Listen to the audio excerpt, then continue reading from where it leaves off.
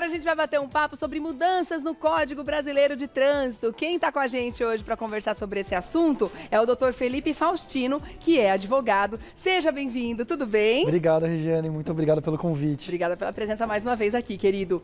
Bom, tivemos algumas mudanças e aí... muitas vezes elas não são tão bem divulgadas e a gente acaba aí sendo pego numa situação de surpresa porque a informação não chegou, né? Vamos pontuar? Quais são essas principais mudanças? São 3, né, doutor? Isso, nós tivemos algumas, na verdade, nós tivemos uma série de mudanças, né? Que vem ocorrendo desde 2021 até agora, até por um período de vacatio legis que nós chamamos, né? Que é o prazo para a entrada em vigor, de fato, da mudança. Mas nós temos algumas que nós consideramos as mais importantes. Sim. A primeira delas é o prazo de renovação da CNH. Ah, isso é importantíssimo você falar. Inclusive, já tem uma pergunta nesse sentido aqui de uma telespectadora. É, porque antigamente nós tínhamos os prazos comuns para a CNH independente da forma. Hoje, ela é dividida por idade. Tá. Então, dos 18 até os 50 anos, ela tem o prazo de validade de 10 anos. Dos 51 aos 70, ela tem o prazo de validade de 5 anos. E dos 71 em diante, o prazo de validade de 2 anos. Entendi. Então tem que respeitar esse prazo. Tem que respeitar esse prazo. De validade para fazer a renovação. Sim. Então vamos ficar atento. Isso vem discriminado na própria CNH? Na verdade vem discriminado e mais do que isso. Talvez essa seja uma das informações que poucas pessoas sabem. E na verdade é onde muitos motoristas muitas vezes acabam sendo penalizados. Porque no dia a dia, na correria, esquecem de fazer essa renovação. Quando é parado numa blitz, acaba sendo multado. E aquela carência da pandemia continua? Porque a gente teve um período em que, mesmo com a habilitação vencida, você tinha um tempo ainda para fazer essa renovação, né? Já passou isso. Já passou? Já porque passou. A Lourdes está perguntando aqui, a Lourdes_FAR. A minha habilitação venceu em fevereiro. Entrei no site e estava escrito que eu poderia atualizar até novembro de 22. Ela pode ser multada? Ela pode ser multada se ela não der andamento no processo de renovação dela. Ah, tem que estar com o processo correndo, pelo menos. Exato. Você tenta iniciar essa renovação, obviamente tem esse prazo suspenso, não consegue e aguarda esse período para startar essa renovação. Mas você precisa entender que a partir do momento em que a sua habilitação já não tem mais validade, você precisa startar esse processo. Ah, entendi. Aí sim vale. Você mostra a antiga e fala, ó, já iniciei o processo, se você for parada numa blitz e tudo mais. Mas teve essa carência, né? No período da pandemia. Aliás, essa carência, ela trouxe alguns benefícios para os motoristas. Porque antes, todo o processo de renovação, ele era extremamente burocrático, complexo e presencial. Com a pandemia, nós tivemos um avanço tão grande da tecnologia nesse sentido, que grande parte do procedimento hoje, o motorista faz de forma online. Tá. Então, sobre essas mudanças que você citou, a gente ainda está naquele período dessa carência antes delas valerem, elas vão valer a partir de janeiro de 2023, Exatamente. É isso? Algumas já começaram a valer a partir de abril do ano passado, quando foi editada a medida provisória, outras já estão valendo a partir desse ano e outras ainda vão lá para frente. Tá. Foram tantas mudanças, Regiane, que se nós ficarmos aqui contando todas elas, teremos um programa inteiro para nós, né? Sim, com certeza. Vamos falar algumas principais? Vamos. Tem uma relação com o peso, né? Muitas vezes o veículo precisa passar pela pesagem. Estamos falando no caso de carga, né? Sim. Antes de falar da questão de carga, ela já existia. Você já tinha um limite de carga que era necessário. Tá. O que houve foi a adequação disso. Mas mais do que isso, quando nós falamos deste tipo de veículo e quando nós falamos de carga, nós estamos falando de uma categoria específica de CNH. Tá. E esse talvez seja um dos grandes pontos que teve mudança. Ah, é? Porque antes, essa renovação, ela não era feita com tanta frequência. E mais do que isso, hoje essa renovação depende necessariamente de exame toxicológico.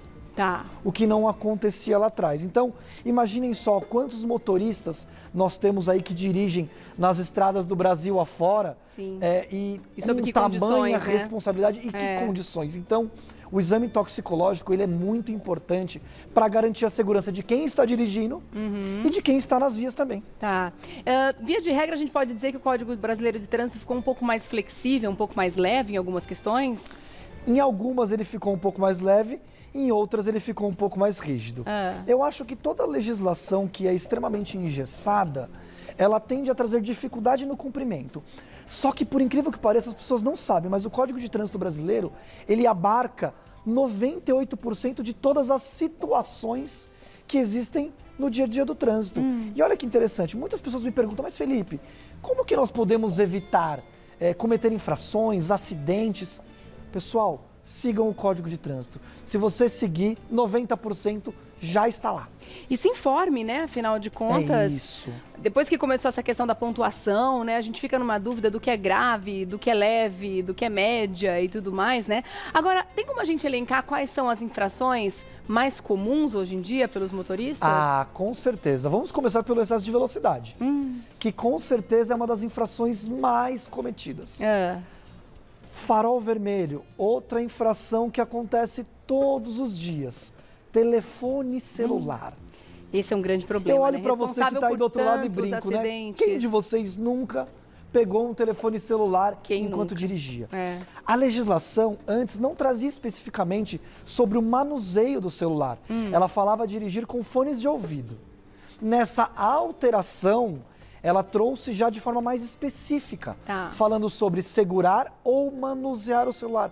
Mas Felipe, eu não estou manuseando, não estou falando com ninguém, mas eu estou segurando para ver o GPS. Multa. Multa. Tá. Agora, por exemplo, ele não está na nossa mão, ele está ali no console do carro com o GPS. Se a gente mexer para mudar a rota, posso ser multada também? Também pode ser multada. Essa lei eu nunca entendi. Eu sei que não é você que faz a lei, mas é uma coisa que para mim não faz o menor sentido. Não seria a mesma coisa do que eu mexer no rádio do carro? Guardadas as devidas proporções, sim.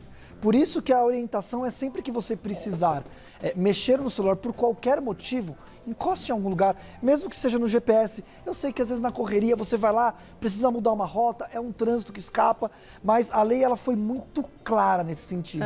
Não é só o segurar, agora é o manusear. O manusear pode ser na mão ou só ali no dedo painel do console do carro. mesmo. Que loucura, né, gente? Porque se for ver via de regra ao pé da letra, o carro não deveria ter rádio, muito menos kit multimídia, que é onde a pessoa tem tela. Mas você sabia que essa é uma das maiores discussões que tem sido trazida até nós? Porque você não pode manusear o celular, mas você pode mexer. Você pode mudar a estação do rádio, você pode aumentar o volume, entendeu? Não faz sentido nenhum. A lei não é perfeita. É que, né, tem umas coisas que você fala, cara, Sim. né, tipo... Não fecha a conta, Não né? fecha. E o telefone hoje em dia, com essa... Ainda mais para quem mora em grandes cidades, né? Se você mora numa cidade pequena, você sabe para onde vai, não tem grandes trânsitos, mas em São Paulo... É questão de sobrevivência, de você chegar no horário, naquele lugar, então não tem como viver sem o GPS. Quantas pessoas trabalham com o telefone Principalmente. o tempo todo? O WhatsApp e outros aplicativos trouxeram uma velocidade de comunicação que não dá mais para esperar estar no trânsito para responder. Infelizmente. E é aí que as infrações são cometidas. Tá bom. Teve também uma mudança com relação à suspensão, à cassação de CNH. Eu vou dar um recadinho e já volto pra gente continuar o assunto, tá bom, doutor? Papo necessário, tem dúvida, manda pra gente, tá? Continuando, eu deixei aqui no ar uma pergunta a respeito de suspensão ou cassação de CNH. Teve alguma mudança nesse sentido nos últimos tempos, doutor? Teve, e teve uma mudança muito importante. Hoje, a suspensão da CNH, ela pode acontecer com 20, 30 ou 40 pontos, dependendo das infrações que você comete. Então, quando você comete 2 infrações ou mais gravíssimas, no período de 12 meses, você pode ter a CNH suspensa. Quando você comete uma ou mais no período de 12 meses, você pode ter até 30 pontos antes da CNH ser suspensa. E quando você comete somente uma, você pode chegar a 40 pontos. Mas olha que coisa importante. Motoristas que trabalham no dia a dia na rua, motoristas de aplicativo, de táxi, de transporte de forma geral, eles não têm essa variação. Eles precisam alcançar o limite de 40 pontos, independente da infração, para ter a CNH suspensa. O que é diferente, eu sempre gosto de frisar, da cassação. A cassação ela é mais complexa. A cassação são 2 anos sem o direito de dirigir. E ela tem basicamente 3 situações. Primeiro, dirigir com a CNH suspensa é um motivo para cassação. Nossa! Ser reincidente na infração. Suspensa, não vencida. Suspensa, exato. Ser reincidente na infração. Não é ser cometer duas infrações graves diferentes. Não, é ser reincidente. Na mesma infração. Na mesma infração. E outra coisa que as pessoas não sabem, mas é muito séria. Quando você é condenado pelo cometimento de um crime de trânsito. Ah, independente de sendo culposo ou doloso? Exato. Tá. Aí vem a cassação, que são 2 anos sem o direito de dirigir. E mais importante, quando acontece essa cassação, é necessário passar por todo um processo de reciclagem para voltar a ter o direito de dirigir. Sim. Gente, a gente tem que ficar ligado com certeza, né? Agora, existe algum tipo de infração que não cabe recurso, doutor? Na verdade, todas as infrações cabem recurso. E aí nós vamos puxar um gancho lá para a Constituição Federal. Todo mundo tem um direito à defesa, de se defender, claro. Independente do tipo de processo envolvido. E aí eu sempre gosto de puxar um gancho para falar sobre o famoso farol vermelho, que todo mundo bate nessa tecla. Primeiro que a legislação já alterou uma possibilidade de passar no farol vermelho. E eu ia te perguntar sobre isso também, doutor, porque tá aí uma coisa que dá nó na cabeça das pessoas, porque existe uma lenda urbana a respeito do farol vermelho, em que depois das 10 da noite, e dependendo do lugar onde você ouvir, vai ser 10 ou vai ser meia-noite, você pode furar o farol vermelho por uma questão de segurança também. Gostei do termo lenda urbana. Não é, então, É verdade. é uma lenda urbana mesmo, não é real isso. Não, na verdade, o que a legislação trouxe? Para conversões à direita, quando o farol está vermelho, se houver uma sinalização permitindo, hoje você pode passar esse farol e virar à direita, desde que haja uma sinalização específica para isso. Então, tem que ser uma sinalização específica e não Isso uma em qualquer de horário. conversão normal. Não, isso em qualquer horário. Tá. Mas essa lenda urbana do farol vermelho, ela é um pouco relativa, ela não é tão lenda urbana. Olha que interessante. A legislação, tirando essa nova mudança, não permite passar em farol vermelho. Ponto final. O que acontece? Quando se fala, mas era meia-noite, eu estou em uma zona de risco, eu posso ser assaltado. Entende-se que, apesar da legislação não permitir, você está colocando a sua vida em risco quando você para num farol vermelho, meia-noite, numa zona perigosa. E não tem ninguém passando. E aí, é o que eu digo, direito não é matemática, você tem interpretações. Tá. E é nesse momento em que você, penalizado, que você multado, pode recorrer e mostrar os motivos que levaram você a cometer aquela infração. Você vai tomar multa de qualquer forma. Vai levar uma multa de qualquer forma. E aí você tem que entrar com um recurso e torcer para que a pessoa ali, o juiz, entenda que você tem razão. Exatamente. Porque você pode pagar da mesma forma também, mesmo e essa é alegando uma das isso, grandes dicas que eu dou para todo mundo quando nós falamos de infração. Mas, doutor, toda infração é passível de multa? Se está no código, sim. Mas essa multa vai ser mantida? Aí vem a famosa brincadeira do advogado. Depende.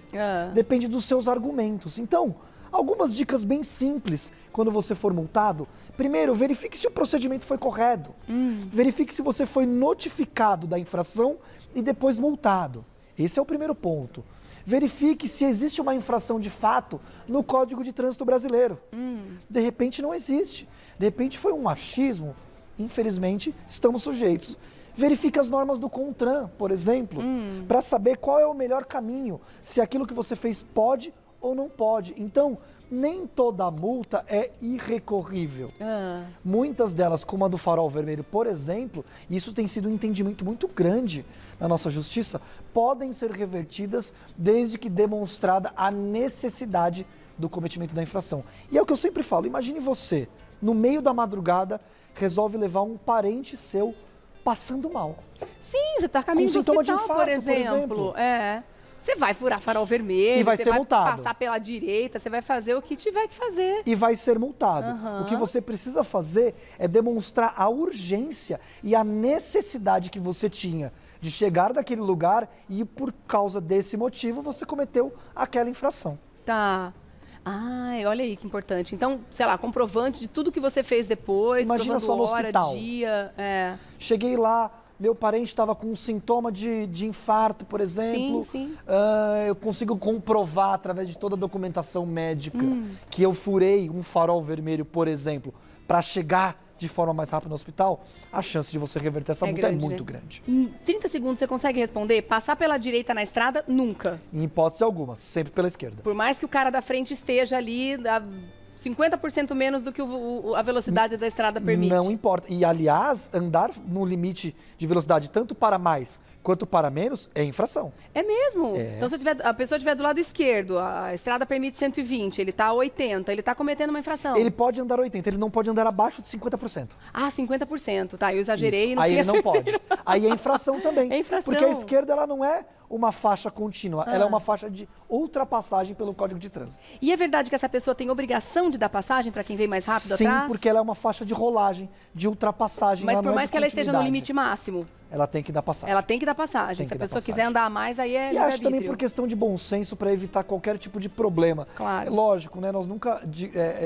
falamos para alguém dirigir rápido, mas se alguém está mais rápido, não participe você do cometimento desse ato ilícito. De forma nenhuma. Faça a sua parte. Exato, sai da frente e deixa ele resolver, né? É verdade. Obrigada pela presença, pela participação. Olha quanto esclarecimento importante, né? Imagina, Pra gente eu que tirar aí agradeço. mitos e verdades da frente, né, doutor? É verdade. E tem muito mais. Pessoal, acessem o site da União, acessem o site do Detran, acessem o site do Contran, busquem essa informação, porque ninguém pode falar e alegar desconhecimento de lei. Sim, Então, antes de cometer alguma infração, vai pesquisar. com certeza, estudar, né? É verdade. É a nossa parte quanto cidadão, né, querido? Tem razão. Obrigada. Eu vou deixar aqui também, olha, o arroba para você fazer contato com o Dr. Felipe Faustino, que é advogado. Comece a seguir no Instagram, IUCI Advogados, é isso? Isso, YUKI, um pouquinho diferente. YUKI Advogados. Obrigada, querido. Até uma próxima. Eu que viu? agradeço. Até a próxima.